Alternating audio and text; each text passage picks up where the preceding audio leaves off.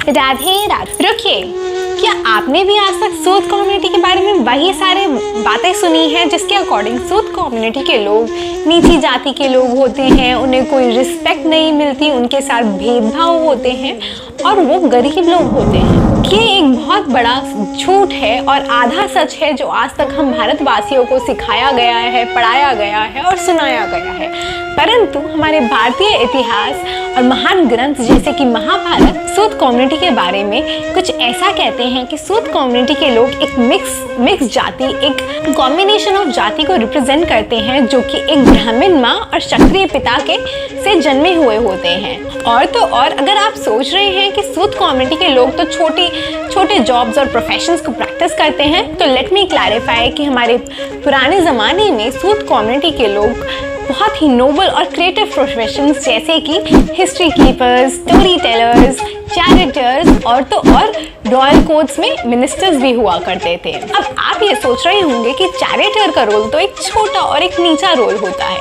तो let me clarify कि हमारे इतिहास में राजा महाराज एक ऐसे ही व्यक्ति को चैरिटर चुनते थे जो या तो उनका मित्र होता है या फिर उनका भरोसे का आदमी, क्योंकि चैरिटर सिर्फ और सिर्फ योद्धा का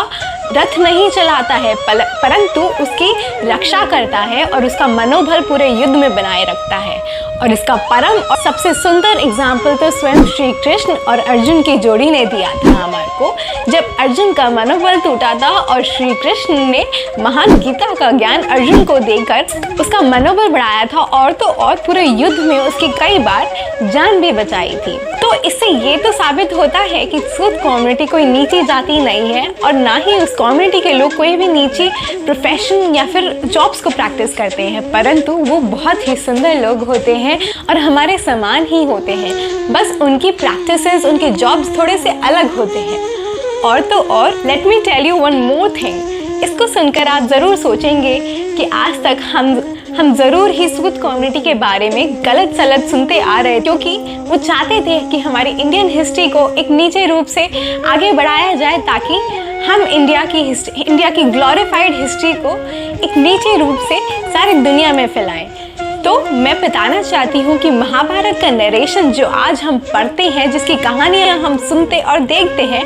वो भी एक सूत ऋषि जिनका नाम ऋषि उग्रश्रवा साउती था, उनका दिया गया है। उन्होंने ही ये कथा जन्मेजय जी के सर्प सत्र यज्ञ में श्री वेद व्यास जी के स्टूडेंट यानी कि वैशंपायन जी के मुख से सुनी थी और फिर आगे चलकर ऋषि शौनक जी के आश्रम में ऋषि शौनक जी और उनके स्टूडेंट्स आदि ऋषियों को सुनाई थी और यही उनका नरेशन है जो आज हम कथा के रूप में पढ़ते हैं। सो मैं आप लोगों से ये विनती करना चाहती हूँ कि जो भी इस वीडियो को देख रहे हैं, कृपया कर सूद कम्युनिटी के बारे में इस सच को जितना हो सके उतना फैलाएं, उतना सही रूप में प्रचार करें, अपने मित्रों से, अपने परिवारजनों से शेयर करें, उनको बताएं और हमारे इतिहास से जुड़े इस बहुत बड़े झूठ को मिटाने में मेरी मदद करें। और इसी प्रकार में हमारे भारतीय इतिहास और स्क्रिप्चर से जुड़ी कहानियों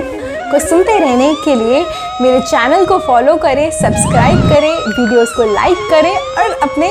फैमिलीज और फ्रेंड्स से इन वीडियोस को शेयर करके इन्फॉर्मेशंस को और सर्कुलेट करें। Thank you. राधे राधा।